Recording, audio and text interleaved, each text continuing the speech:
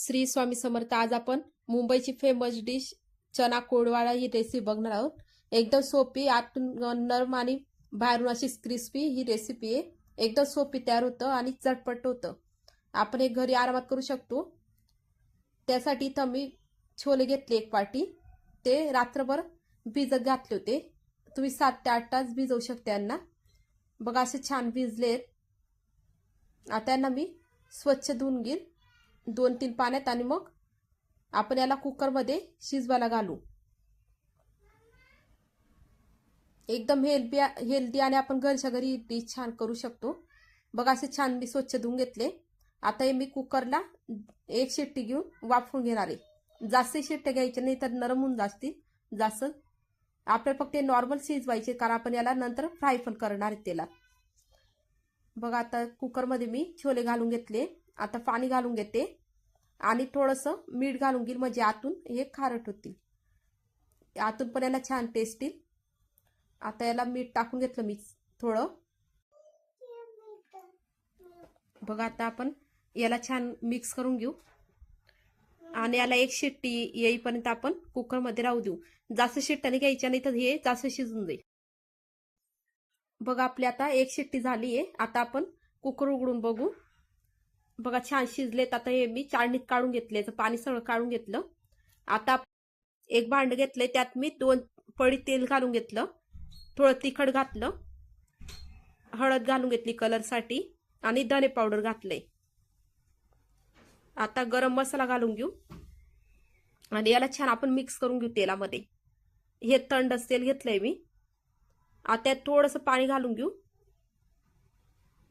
पाणी थोडं कमी झालं कारण छोले पण ओले असतात आपले, नाही तर सारण जास्तच पातळ होईल। थोडंसं पाणी घालून आपण याला मिक्स करून घेऊ। बघा असं मिक्स करून घेतलं। आता यात आपण बेसन पीठ घालून घेऊ 1 वाटी। तुमच्या छोल्यांच्या अंदाजानुसार तुम्ही पीठ कमी जास्त करू शकता। माझी छोटी वाटी तेवढं बेसन घेतलं मी। याला आता छान मिक्स करून घेऊ। आता याला क्रिस्पीपणा येण्यासाठी आपण यात तांदळाची पीठ घालणार आहेत, अर्धी वाटी। हे साध्या तांदूळाचं पीठ आहे, ते अर्धा वाटी घेतलंय, म्हणजे याच्यामुळे क्रिस्पीपणा येईल आपल्या वड्यांना।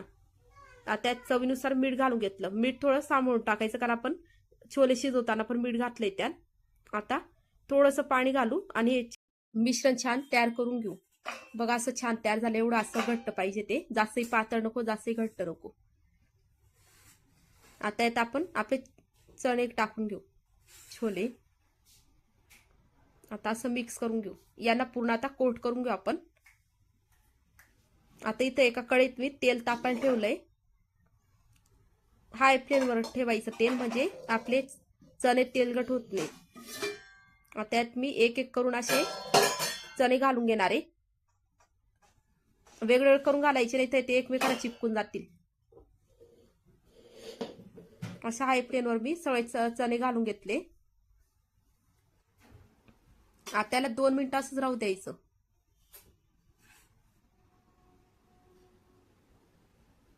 आता 2 मिनिटं झाले। आता आपण याला छान हलवून घेऊ।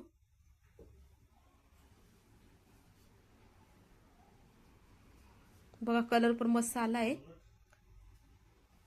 आता यात मी लसूणच्या पाकळ्या आणि हिरवी मिरची घालून घेतली, ठेचून घालायचं आणि पाकळ्या आणि मिरच्यांना आपण छान कट देऊन घालायचं।